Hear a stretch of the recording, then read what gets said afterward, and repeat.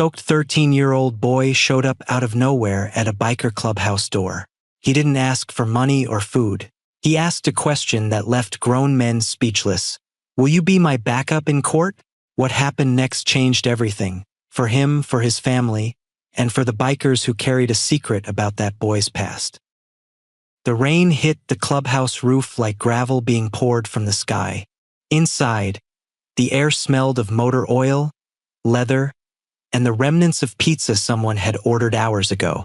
Mac wiped down the bar while Jax and a few others played cards at a corner table, their laughter cutting through the low hum of classic rock from the jukebox.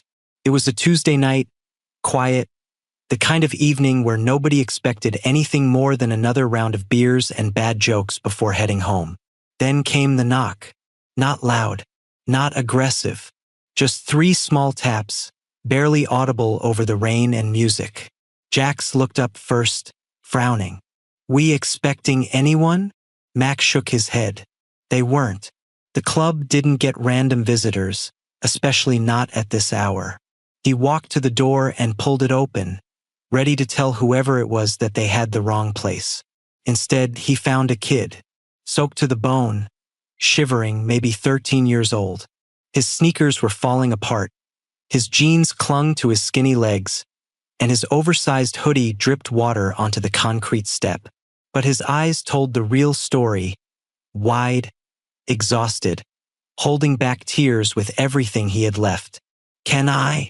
The boy's voice cracked. He swallowed hard and tried again. Can someone please come with me to court? The clubhouse went silent. Even the jukebox seemed to lower its volume. Max stared at the kid, then glanced back at the others. Jack stood up slowly, cards forgotten. Stitch, the club medic, moved closer, his instincts kicking in. Come inside, Max said quietly, stepping aside. You're freezing. The boy hesitated, like he wasn't sure if he was allowed, then stepped in, leaving wet footprints on the floor. Someone grabbed a towel. Another pulled out a chair. The kid sat down stiffly, clutching his backpack like it was the only thing keeping him together. What's your name, son? Mac asked, crouching down to the boy's eye level. Eric. All right, Eric. Mac. This is Jax, Stitch, Razor, and the rest of the crew. Now tell me what's going on. Why do you need someone at court? Eric's hands shook as he unzipped his backpack and pulled out a crumpled stack of papers. He set them on the table, not making eye contact with anyone. Jax picked them up, scanned the first page, and his face changed. Restraining order hearing, Jax said slowly. Against. He stopped mid-sentence, his eyes widening. Against Trent Sullivan. Mac's breath caught. The years fell away in an instant. That name, he hadn't heard it in years, but it hit him like a punch. Trent Sullivan. A brother who used to ride with them, who used to laugh at this very table, who'd spiraled into something dark and dangerous before disappearing from their lives. Trent's your dad? Mac asked, his voice barely above a whisper. Eric nodded, still staring at the floor. Mac stood up, ran a hand through his graying hair, and walked to the window. Rain streaked down the glass. He'd known Trent was trouble. Everyone had. They'd watched him get violent, watched him burn bridges, watched him fall into substances that turned him into someone they didn't recognize. And Mac had done nothing. He told himself it wasn't his business, that Trent had to figure it out himself. Now Trent's kid was sitting in their clubhouse, soaking wet and terrified, asking strangers for help. Why us? Stitch asked gently, sitting down across from Eric. Why'd you come here? Eric finally looked up. His eyes were red. My mom. She's got my baby sister. She works 2 jobs. She can't take time off and she can't afford a babysitter. My dad still has custody because of some old court thing, but Eric's voice broke. He hurts me, and Mom's scared he'll hurt my sister too. I didn't know where else to go. I saw the clubhouse and I thought maybe, you thought bikers might understand, Razor said from the back, his voice rough but kind. Eric nodded. Mac turned back around.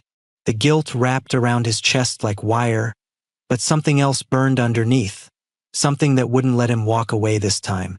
He walked over and sat down next to Eric. When's the hearing? Thursday morning, 10 o'clock. Where's your mom now? Home with my sister. She doesn't know I'm here. She thinks I'm at a friend's house. Mac exchanged looks with the others. Jax gave a single nod. Stitch crossed his arms, jaw set. Razor cracked his knuckles. The decision was made without a word spoken. Eric, Mac said firmly, you came to the right place. We're going to that courthouse with you. All of us. The boy's eyes filled with tears, but this time he let them fall. Really? Really? And we're going to make sure your mom and sister are taken care of too. You're not alone anymore, kid. You hear me? You're not alone. Eric nodded, unable to speak. Stitch handed him a clean towel and a jacket. Jax was already on his phone, making calls. Mac looked at the papers on the table, at Trent's name printed there, at the details of a broken family, at a second chance he never thought he'd get. This was the reckoning he'd avoided for years, delivered to his doorstep by a 13-year-old in soaked sneakers. And this time, Mac wasn't going to fail. By Wednesday morning, the clubhouse had transformed into a war room. Maps, notes, and printed documents covered the main table. Mac had barely slept. He'd spent half the night digging through old records, trying to piece together what Trent had become after leaving the club. What he found turned his stomach. Trent hadn't just disappeared. He'd gotten himself tangled with loan sharks and dealers on the east side. He owed money to people who didn't forgive debts. And according to a contact Mac still had in the police department, Trent had been using his custody of Eric as leverage, threatening Megan that if she pushed for full custody, he'd make sure she never saw either kid again. This is worse than we thought, Jack said, looking over Mac's shoulder at the stack of incident reports. 3 domestic disturbance calls in 2 years, all dropped because Megan was too scared to press charges. He's got her trapped. Not anymore, Mac said quietly. We need 2 teams. Jax, you and Razor keep gathering everything we can use in court, witnesses, documentation, anything that shows he's unfit. I want statements from neighbors, former employers, anyone who's seen what he's really like. What about the rest of us? Stitch asked. Mac looked at him. We go check on Megan and the baby. Eric gave me the address. If half of what that kid said is true, they need help now.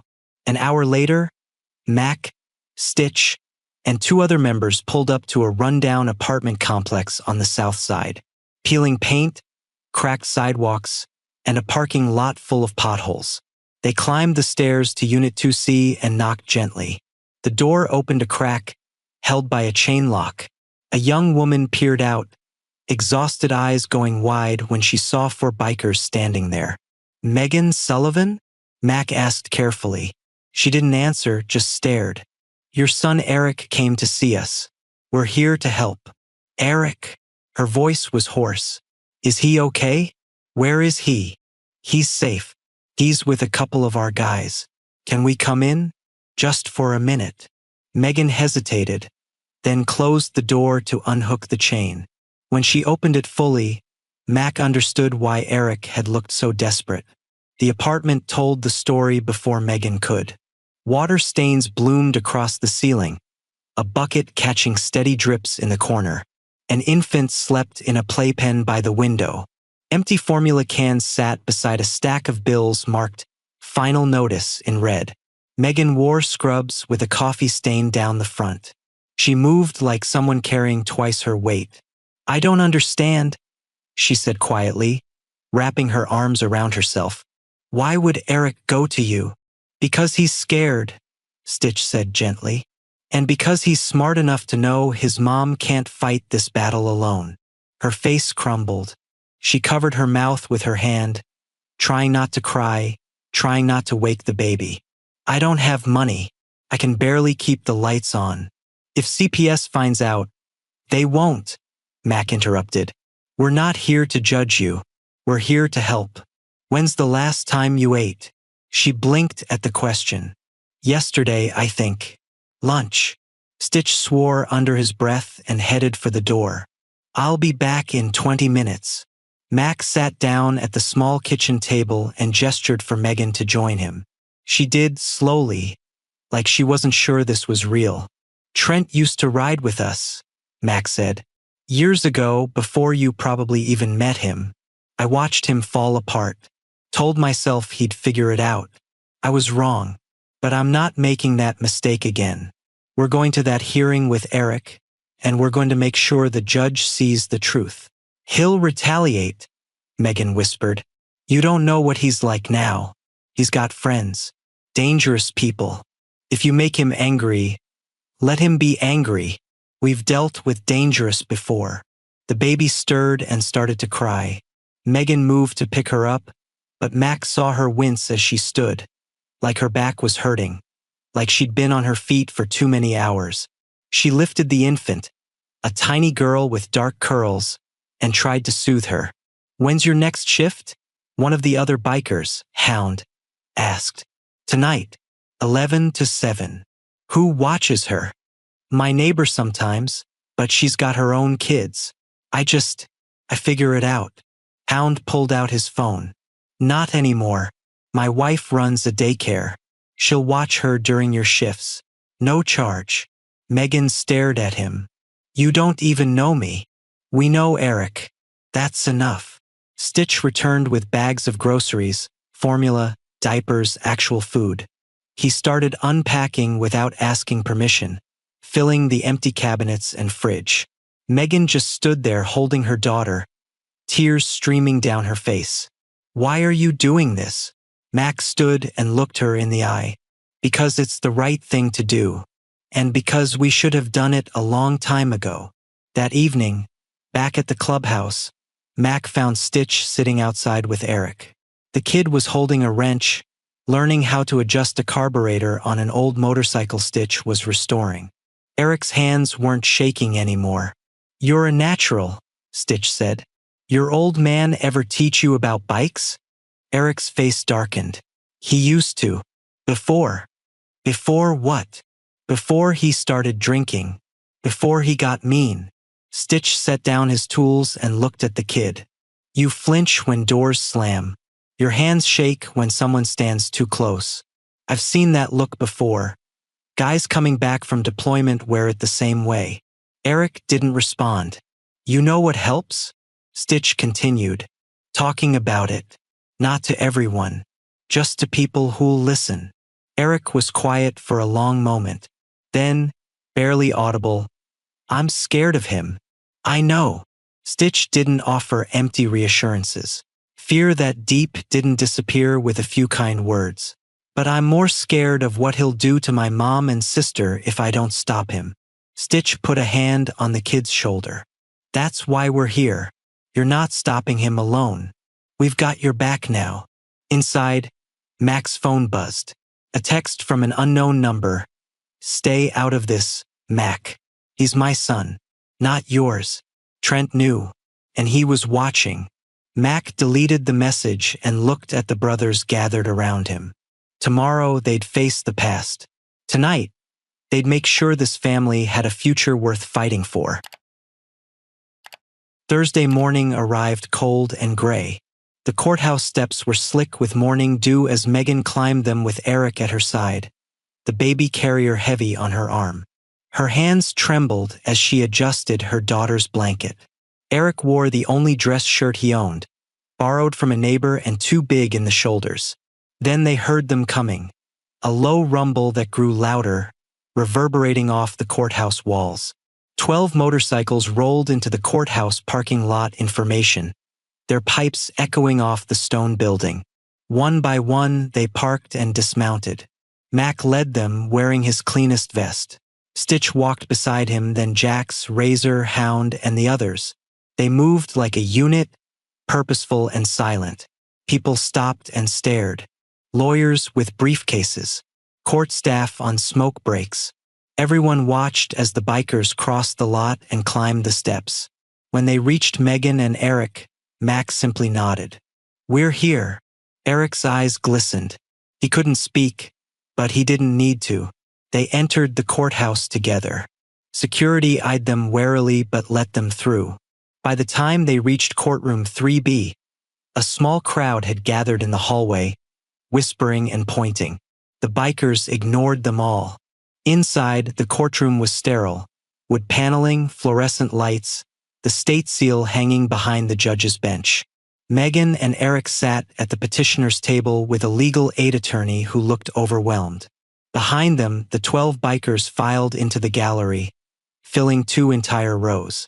They sat in absolute silence, hands folded, eyes forward. The bailiff called the court to order. Judge Patricia Hendricks entered, a woman in her 60s with sharp eyes that missed nothing. She surveyed the courtroom, her gaze lingering on the wall of leather vests, then took her seat. "This is a hearing regarding custody modification and a restraining order petition," she said, opening the file. "Where is the respondent?" The doors opened. Trent Sullivan walked in with a lawyer in an expensive suit, someone he clearly couldn't afford on his own, which meant he'd called in favors from the wrong people. Trent looked different than Mac remembered. Thinner, harder. His eyes had gone flat, like someone had scraped out everything that used to live behind them. When Trent saw the bikers, he stopped mid-stride. His face went pale, then flushed red. His eyes found Max across the room, and for a split second, something flickered there. Shame, maybe, or anger.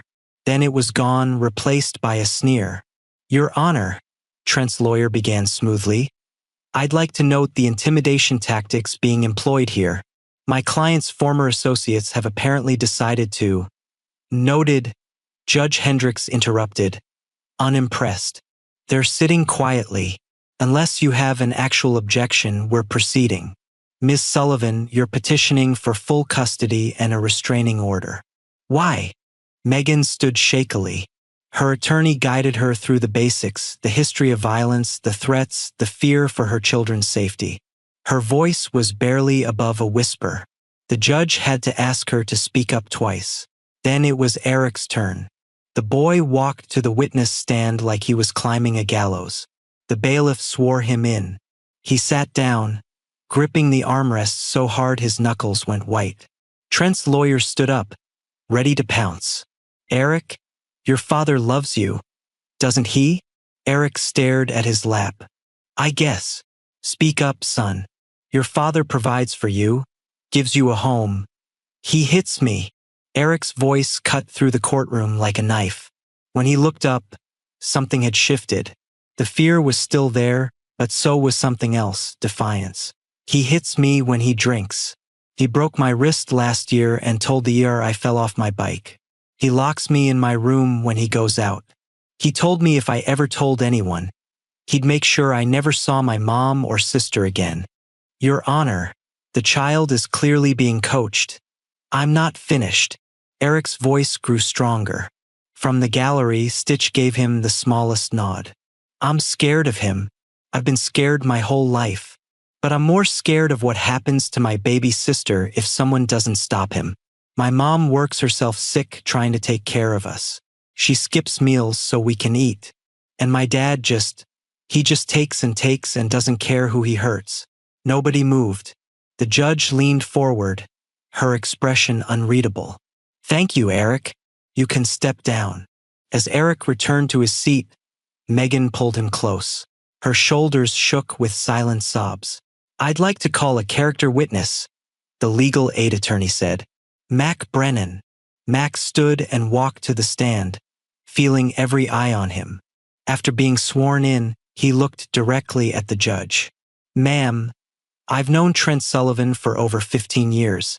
He rode with our club before his life fell apart. I watched him become violent. I watched him drive away everyone who cared about him. And I did nothing." Mac's voice didn't waver, though the weight of those words settled deep in his chest. "I told myself it wasn't my place, that he had to fix himself. I was wrong. I failed him and I failed his family. But I'm not failing them again.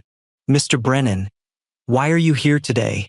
Because that boy came to us when he had nowhere else to go. Because his mother is drowning and nobody's thrown her a line. And because sometimes family isn't about blood, it's about who shows up when it matters. Trent's lawyer tried to discredit Mac, implying gang connections and criminal activity. Mac didn't flinch. He answered every question honestly, never breaking eye contact with the judge. When he finished, he walked past Trent's table. Their eyes met across the aisle. Once they'd been brothers. Now they were strangers divided by choices that couldn't be undone. Judge Hendricks reviewed her notes, then addressed the room. I've heard enough. Custody is awarded to Ms. Sullivan, effective immediately. Mr. Sullivan will have supervised visitation only, pending completion of anger management and substance abuse treatment. The restraining order is granted. This court is adjourned. The gavel came down hard. Megan collapsed into her attorney's arms, sobbing with relief. Eric sat frozen, unable to process what had just happened. The bikers stood as one, a silent honor guard. As they filed out, Trent caught Mac in the hallway. You destroyed me. Mac turned to face him. No, brother. You did that yourself. But here's the thing, you can still fix it. Get clean. Do the work. And maybe one day you'll earn your son back. The door's open, but you've got to walk through it yourself. Trent said nothing. He just walked away, disappearing into the crowd. Outside, Eric finally let himself breathe. The weeks after the hearing unfolded quietly, steadily, like water finding level ground. Megan's apartment got a new roof, courtesy of Hound calling in a favor with a contractor friend. The landlord, suddenly motivated after a visit from Jackson Razor, agreed to fix the plumbing and repaint the walls. Nobody asked questions. Stitch's wife, Maria, kept her word about watching the baby. Little Emma became a fixture at the daycare, and Megan finally stopped looking over her shoulder every time she left for work. Color returned to her face. She started standing straighter. But Mac knew the real work was happening quietly, in the margins. Eric started coming to the clubhouse 3 times a week. At first, he just watched Stitch work on bikes, handing him tools, learning the names of parts. Then one afternoon, Stitch handed him a socket wrench and said, "Your turn." The kid's hands trembled when he first gripped the wrench. Old instincts die hard. But Stitch was patient, never raising his voice, always explaining rather than commanding. Slowly, Eric's confidence grew. He learned to strip an engine, rebuild a carburetor, diagnose problems by sound alone. One evening, as they cleaned grease off their hands, Eric finally opened up. "I used to think it was my fault," he said quietly. "Like if I was better, smarter, quieter. Maybe he wouldn't get so angry." Stitch stopped wiping his hands and looked at the boy. "Abuse rewires your brain, makes you think you earned it somehow. But you didn't cause it, Eric. And you couldn't have stopped it. Your father's demons are his own. Do you think he'll ever change? Honestly, I don't know. Some people do. Some people can't. But that's not your weight to carry anymore." Eric nodded slowly, processing. Then he picked up another wrench and got back to work. At the clubhouse 2 months after the hearing, Mac was going over some paperwork when Jax walked in with news. Trent's enrolled in a program, court-mandated treatment facility upstate, 30 days inpatient. Mac looked up. He actually went? According to his probation officer. Whether he completes it, Jax shrugged. Time will tell. Mac wanted to believe recovery was possible. But hope without evidence was just wishful thinking. Either way, it wasn't his choice anymore. Trent had to want it for himself. Meanwhile, Megan found new work, better hours, better pay, at a medical office where her nursing assistant certification actually mattered. She started talking about next month, next year. Plans instead of survival. She brought the club a homemade meal one Sunday, her way of saying thank you when words felt insufficient. "You gave me my life back," she told Mac as they stood outside watching Eric teach Emma how to clap her hands. "All of you. I don't know how to repay that. You already are, Max said. By being the mother those kids need. By not giving up. That's enough. 3 months after the hearing, on a warm Saturday afternoon, Eric showed up at the clubhouse alone. He walked in without hesitation now, greeted the members by name, moved through the space like he belonged. Mac was at the bar when Eric approached, holding something behind his back. I made something, the kid said, suddenly shy. He pulled out a small wooden box, handcrafted and sanded smooth. On the lid, he'd burned an image, a motorcycle and the club's initials. Mac took it carefully, running his fingers over the craftsmanship. You made this. Stitch taught me woodworking last month. I wanted to say thank you for everything. Mac felt his throat tighten. He set the box down and looked at Eric, really looked at him. The terrified kid who'd shown up in the rain was still there somewhere, but he'd grown around that fear, built something solid over it. Come with me, Max said. He led Eric to the back room where they kept club memorabilia, old photos, retired vests, patches from members who'd passed on. Mac opened a drawer and pulled out a small leather patch. It read, Honorary Little Brother. This doesn't make you a member, Mac explained. You're too young for that, and you've got a whole life ahead of you. But it means you're family. It means you've got brothers who'll stand with you, no matter what. You earned this, not because of what you went through, but because of what you did with it after. Eric took the patch with trembling hands. His eyes filled with tears, but he was smiling. Can I put it on my backpack? It's yours.